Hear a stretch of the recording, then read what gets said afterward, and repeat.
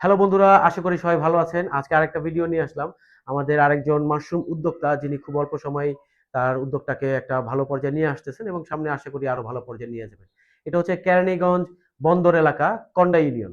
তো আমরা আপনাদের সাথে পরিচয় করিয়ে দিব আজকে আমাদের যে তরুণ উদ্যোক্তা আমাদের শায়ান ভাই, তার সাথে আপনাদের পরিচয় করে দেব। আসুন আমরা তার সাথে পরিচিত হই। শায়ান ভাই কেমন আছেন আপনি? এই তো আলহামদুলিল্লাহ ভালো আছি। আপনি ভালো আছেন? জি, আলহামদুলিল্লাহ আমরা সবাই সুস্থ আছি। বিডি মাশরুমের পরিবারের পক্ষ থেকে আপনাকে শুভেচ্ছা। ধন্যবাদ। তো শাহিন ভাই, আপনি এই মাশরুম চাষের প্রতি আগ্রহী হলেন কিভাবে এবং আপনি এটাকে কিভাবে দেখেন, আরো আপনার অনুভূতিটা আমাদের সাথে শেয়ার করুন। এরপরে ধারাবাহিকভাবে আমরা আপনার কাজের প্রক্রিয়াটাও দেখব। তার আগে আপনি একটু অনুভূতিটা শেয়ার করুন। আমি দেশে অনেকদিন ধরে এসে অনেক কিছু আগে দেশের বাইরে ছিলাম আরকি। তো দেশে এসে আমি অনেকদিন ধরে কিছু করার কোথায় ছিলেন? যদি একটু আমি বিস্তারিত বলেন। অস্ট্রেলিয়াতে ছিলাম ৭ বছরের মতো। ওখানে পড়াশোনা করেছি, তারপরে জব করেছি। তারপরে দেশে এসেছি। দেশে এসে যে আমি বিজনেস স্টার্ট করার চেষ্টা করতেছিলাম অনেকদিন ধরে। তো একদিন হঠাৎ করে আমি সোশ্যাল মিডিয়াতে ঘাঁটতে মাশরুমের ব্যাপারে জানলাম। তো মাশরুম আমরা অনেক আগে থেকেই খাচ্ছি। কিন্তু এটা আসলে কিভাবে হচ্ছে, কোথা থেকে আসতেছে এটা নিয়ে আমার তখন একটা আগ্রহ জাগলো এবং আমি এটা নিয়ে একটা রিসার্চ করা শুরু করলাম। তো তখন দেখলাম যে আমাদের দেশে যেভাবে মাশরুমগুলা বানানো হচ্ছে এটা খুবই একটা ইন্টারেস্টিং পদ্ধতি এবং আমার এটার জন্য আগ্রহী হলাম। আর আমার জানাশোনা যে মাশরুমের একটা ডিমান্ড আছে আর কি। আর এটা হচ্ছে গিয়ে ফিউচারে অনেক বড় একটা ডিমান্ড হবে আরো। আর এটা তো একটা সুপার ফুড, তো এর জন্য আমি তখন একটা ইয়া করলাম যে আমি এখানে একটা ইনভেস্টমেন্ট করে আর কি নামবো, আমি নিজে একটা মাশরুম গ্রো করার চেষ্টা করবো। এভাবে আসলাম। এসে তারপরে আমি তখন পারভেজ ভাইয়ের সাথে দেখা হলো, তার সাথে তার খোঁজ পেলাম এবং তার অনেক সহযোগিতা পেয়েছি যে মাশরুম কিভাবে উঠাবো। সে আমাকে এগুলো নিয়ে অনেক হেল্প করেছিল। তো ওই হেল্প নিয়ে আমি মোটামুটি এই পর্যন্ত এসেছি আর কি। এখন মোটামুটি আলহামদুলিল্লাহ আমার কিছু মাশরুম খাওয়া শুরু করেছে। আলহামদুলিল্লাহ। আসলে আপনি নিজের চেষ্টাতে এগিয়ে আসছেন এবং যারা আরো উদ্যোক্তা তারা তাদের নিজের চেষ্টায় এগিয়ে যায়। তো আমরা আপনার কাজের প্রক্রিয়াটাও দেখব যে আপনি কাজটা কিভাবে করেন। আপনি তো অবশ্যই ট্রেন্ড আপ হয়েছেন এতদিনে। তো সেক্ষেত্রে আপনার কাজের প্রক্রিয়াগুলো বলুন। আসুন। জি জি। তো প্রথমে আমরা প্যাকেট বানানোর জন্য যেটা আমাদের মেইন ইনগ্রেডিয়েন্ট ওটা হচ্ছে যে কাঠের গুঁড়া। তো আমরা এখানে কাঠের গুঁড়া নেই, ধানের তুষ, গমের ভুসি এবং চুন, আর এটার সাথে পরিমাণ মতো পানি। আমরা এটা মিক্স করে এখানে একটা সুন্দর একটা মিক্সচার বানাই। এই মিক্সচারগুলো আমরা প্যাকেট করে সুন্দর করে ওই স্পন বানানো হয়। এখানে আমাদের আনুমানিক ৫০০ গ্রামের ৫০টি প্যাকেট হবে। আপনারা যদি আরো বেশি বানান ওই রেশিওতে ওভাবে বাড়িয়ে বাড়িয়ে ইনগ্রেডিয়েন্ট গুলো বাড়িয়ে দিন। ১০০ গ্রামের প্যাকেটের জন্য আমাদের ২টা পিপি লাগে। ২টা পিপি একসাথে এক ব্যাগের মধ্যে ভরে এটার ভিতরে আমরা মিক্সচারটা ভরে এটাকে জাতা দিয়ে টাইট করে প্যাক করব।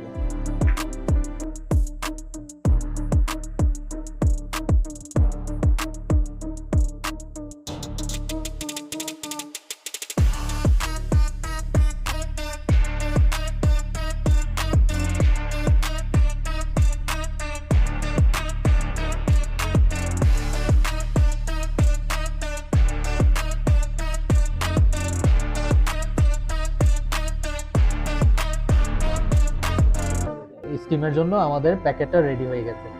এই প্যাকেটটা আমরা এরকম বাকিগুলো প্যাকেট করে আমরা স্টিম বক্সে এটা ঢুকিয়ে দিই। হ্যাঁ, এটা দেখেন।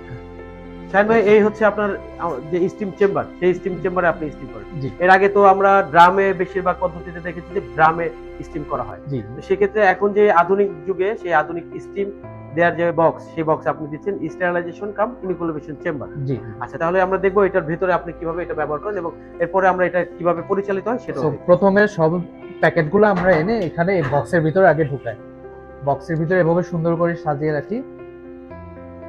সাজানোর পর আমরা এখানে এটা বন্ধ করে, এই বক্সটাতে শাহিন ভাই কতগুলো প্যাকেট আপনি স্টিম করেন? আপনি যদি এখানে ৫০০ গ্রামের ব্যাগ ধরেন তাহলে আপনি ১০০ থেকে ১২০, আর যদি এটা আপনি ৮০০ গ্রাম বা ১ কেজি ব্যাগ বানান তাহলে ৬০ থেকে ৭০টার মতো হয় এখানে ঠিক হয়। আচ্ছা, তারপরে এবং এটা স্টিম আসতেছে কোথা থেকে?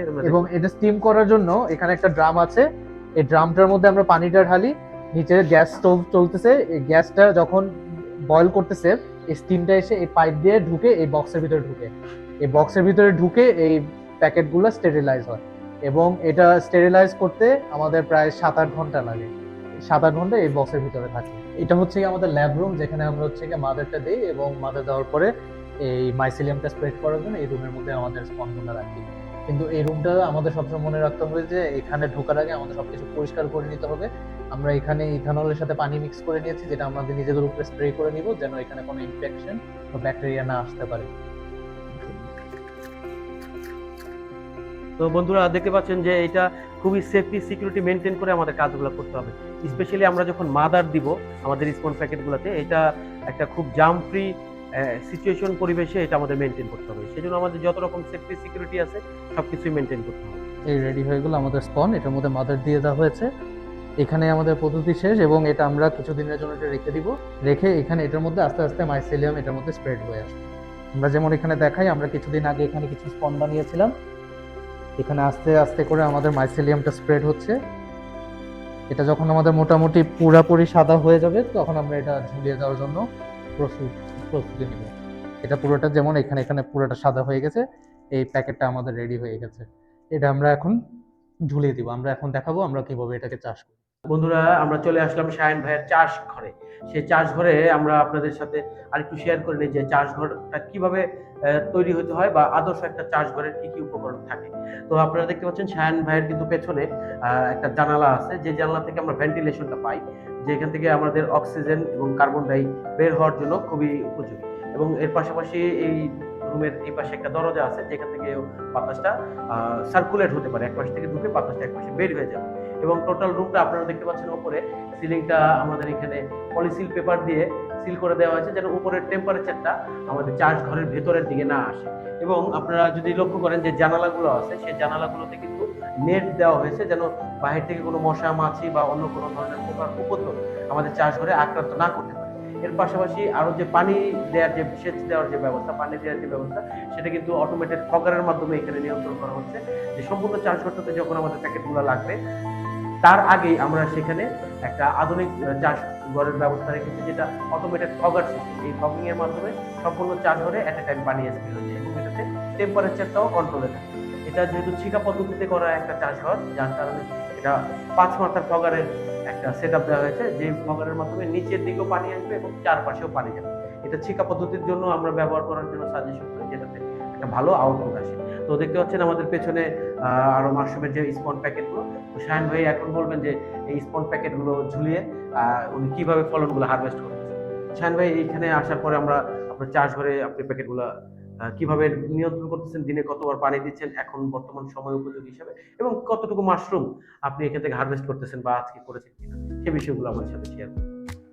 হ্যাঁ, এখানে আমরা যখন ওখানে ফুল মাইসেলিয়ামটা রান হয়ে যায়, আমরা ওই প্যাকেটগুলো এসে এখানে ঝুলিয়ে দিই এবং ঝুলিয়ে দেওয়ার পরে আমরা এখানে একটা ডি শেপের কাট করে এই প্যাকেটগুলো কেটে দিই, যেখান থেকে মাশরুমের পিন হেডগুলো বের হয়। এবং এই রুমটাকে সাধারণত আমরা ঠান্ডা রাখার জন্য আমরা এই ফগারগুলো ব্যবহার করে থাকি, যেটা থেকে পানিটা দিয়ে রুমটা একটু ঠান্ডা থাকে। এবং এটা গরমের সময় আমরা 4 থেকে 5 বারের মতো ফগারটা চালু করি, পানি দিই। শীতের সময় 2 থেকে 3 বারের মধ্যে হয়ে যায়, আর যখন বৃষ্টি পড়ে তখন একটু কম ব্যবহার করা হয়। এবং যখন এটা পানি টানি দেওয়া হয় তখন এখান থেকে আস্তে আস্তে করে পিন হেড বের হয়, যেমন এখানে দেখা যাচ্ছে অলরেডি পিনের আমরা দেখতে অনেকগুলো পাচ্ছি আমাদের পিন হেড বের হয়েছে, এখানে ছোট ছোট পিন হেড গুলো বের হচ্ছে। তো শাহিন ভাই আপনি এখান থেকে অলরেডি মাশরুম হারভেস্ট করতেছেন, আপনি সেক্ষেত্রে কতটুকু হারভেস্ট করতেছেন এবং এটা বিপণন কোথায় করতেছেন? বিক্রির ক্ষেত্রে আমাদের যে ম্যাক্সিমাম চাষি বন্ধু যারা আছে তারা সবাই অনেকে একটা দুশ্চিন্তার মধ্যে থাকে যে মাশরুমটা তারা বিক্রি করবে কোথায়। তো আপনি স্টার্টিং অবস্থায় বা বিগিনার হিসাবে আপনি এই ধরনের কি ধরনের প্রতিবন্ধকতাগুলো ফেস করতেছেন এবং আপনি আপনার ভবিষ্যৎ পরিকল্পনাটা আমাদের সাথে শেয়ার করবেন। আজকে কি পরিমাণ মাশরুম উৎপাদন করবেন? আজকে মোটামুটি আমার যেমন 2.5 কেজির মতো মাশরুম প্রডিউস হয়েছে এখানে। বাহ, মাশাআল্লাহ। এবং আমার পরিকল্পনা আছে এটাকে আমি আস্তে আস্তে বড় করতে করতে ইনশাল্লাহ দিনে 10 থেকে 15 কেজি উৎপাদন করতে চাই। আর সেক্ষেত্রে বিক্রির জন্য আপনি কোনো প্রতিবন্ধকতা ফেস করতেছেন? তো এটা যখন বিক্রি করতে যাই, মানে একটা মার্কেট আছে, কিন্তু এটা মানুষ এখনো বাংলাদেশের মানুষ আস্তে আস্তে এটা চিনতেছে এবং এটা চাহিদা আস্তে আস্তে এটা অনেক বেড়ে যাচ্ছে। আমি প্রথমত এটা যেটা বেচার জন্য আমি করেছি, আমি বেশিরভাগ এগুলো ভাজা পোড়ার দোকানে বেচতেছি, ওখানে অনেক টান আছে এবং এখানে অনলাইনেও অনেক চাহিদা আছে। এবং সাভারে এখানে মাশরুম কেন্দ্রে সবাই পাইকারি হিসাবে অনেকে বেচতে পারে ওখানে। তাই মাশরুমের ভালোই চাহিদা আছে, এখানে কোনো ভয়ের কিছু নাই যে মাশরুম সেল হবে না। মাশরুমের ভালো একটা ফিউচারও আছে, ইনশাল্লাহ আপনারা এটা উৎপাদন করলে আপনারাও এটা সেল করতে পারবেন। সুন্দর কথা। আপনারা আশা করি যারা নতুনভাবে মাশরুমটা চাষ করতে চান, তারা আশা করি শাহিন ভাইয়ের এই তথ্য থেকে অনেকটাই নির্ভয় হবেন। কারণ বাংলাদেশে এখন পর্যন্ত 2% মানুষও মাশরুম রেগুলার তাদের খাদ্য তালিকায় রাখে না। তার মানে আপনি বুঝতে পারছেন যখন এটার পার্সেন্টেজ 10 হবে, 20 হবে, 30 হবে, তখন এই ইন্ডাস্ট্রিতে আরো অনেক লোকের দরকার হবে। এবং আমরা যারা এই প্রতিনিয়ত মাশরুম নিয়ে কাজ করছি, আমরা দেখতেছি যে প্রতিদিনই মাশরুমের চাহিদা একটু একটু করে বাড়ছে। গতকালকের চাইতে আজকের চাহিদা বেশি। এখন আমরা উৎপাদন করেও ভোক্তাদের চাহিদা মিট করতে পারতেছি না। এই পরিমাণ মাশরুম উৎপাদন হচ্ছে। তো বাংলাদেশে একটা বড় মার্কেট আছে। তো আশা করি আপনারা এটাতে কোনো দুশ্চিন্তার মধ্যে থাকবেন না। এবং যারা তরুণ আছেন তারা কিন্তু এখন অনেকে মাশরুম চাষ করতেছেন এবং আধুনিকভাবে মাশরুম চাষ করতেছেন, যেটা আমাদের জন্য একটা বিশাল প্লাস পয়েন্ট। তো আমরা মাশরুম নিয়ে আরো বড় স্বপ্ন দেখতে পারি। শাহিন ভাই, আপনি মাশরুম নিয়ে ভবিষ্যতে কি পরিকল্পনা করতেছেন বা আপনার ভবিষ্যৎ কিভাবে দেখতেছেন? এই মাশরুমের চাহিদা শুধু বাংলাদেশে না, এটা দেশের বাইরেও অনেক চাহিদা আছে। এবং আমার গোল হচ্ছে গিয়ে বড় প্রোডাকশন করে এটাকে দেশের বাইরেও পাঠানো এবং দেশের মানুষদের জন্য এটাকে সেল করার জন্য। এবং আমি চাই যে মানুষ আসলে জানুক যে এই মাশরুমটা খেলে যে কত উপকার আছে, ওদের মানুষের হেলথের জন্য কত ভালো একটা জিনিস, এবং এটা কেন খাওয়া উচিত। আমি এটা আস্তে আস্তে মানুষের কাছে প্রচার করতে চাই এবং এভাবে আমাদের চাহিদাটা আরো বাড়াতে চাই। ধন্যবাদ শাহিন ভাই আপনাকে।